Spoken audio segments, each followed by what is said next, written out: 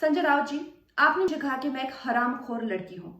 आप एक सरकारी मुलाजिम हैं, एक मंत्री, आप तो जानते ही होंगे कि इस देश में हर दिन नहीं, हर घंटे कितनी लड़कियों के बलात्कार हो रहे हैं, कितनी लड़कियों का शोषण किया जा रहा है, उनकी बॉडीज काट के ऐसी डाल के फेंक दी जा रही है, उनकी काम की जगहों पे उनको गालियां दी जा रही है, उनका अपमान किया जा रहा है, उनके खुद के पति उनके कान, नाक, मुंह, कान, जबड़े तोड़ रहे हैं। और आपको पता है इसका जिम्मेदार कौन है? इसका जिम्मेदार है ये जो मानसिकता आपने, जिसका भौंडा प्रदर्शन पूरे समाज के सामने, पूरे देश के सामने किया है, वो मानसिकता इसकी जिम्मेदार है। और इस देश की बेटियां आपको माफ नहीं करेगी संजय जी। आपने उन सब महिलाओं का शोषण करने वालों को सशक्तिकरण किया है, इस देश की बेटियां आपको माफ नहीं करेंगी। जब आमिर खान जी ने कहा था मुझे इस देश में डर लगता है, तब उनको किसी ने हरामखोर नहीं कहा, या जब नसीरुद्दीन शाह जी ने कहा था तब उनको किसी ने हरामखोर नहीं कहा। जो मुंबई पुलिस की मैं तारीफ करते हुए नहीं थकती थी, आप देख लीजिए मेरे पुराने कोई भी इंटरव्यूज, आज जब वो पालघर की लिंचिंग में साधुओं को के सामने वो कुछ नहीं करते हैं, खड़े रहते हैं, या एक लाचार बाप जैसे कि सुशांत के पिताजी उनकी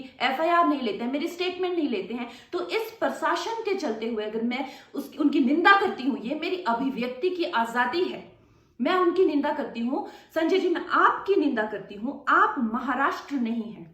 आप ये नहीं कह सकते कि मैंने महाराष्ट्र की निंदा की। और संजय जी, मैं 9 सितंबर को आ रही हूं, आपके लोग कह रहे हैं कि आप लोग मेरा जबड़ा तोड़ देंगे, आप लोग मुझे मार डालेंगे। आप लोग मुझे मारिए, क्यों? क्योंकि इस देश की जो मिट्टी है वो ऐसे ही खून से सींच कर इस देश की जो गरिमा है और अस्मिता के लिए न जाने कितने लोगों ने अपनी जान दी है। और हम भी देंगे संजय जी, हम भी देंगे, क्योंकि हमको भी वो कर्ज निभाना है। मिलते हैं 9 सितंबर को। जय हिंद, जय महाराष्ट्र।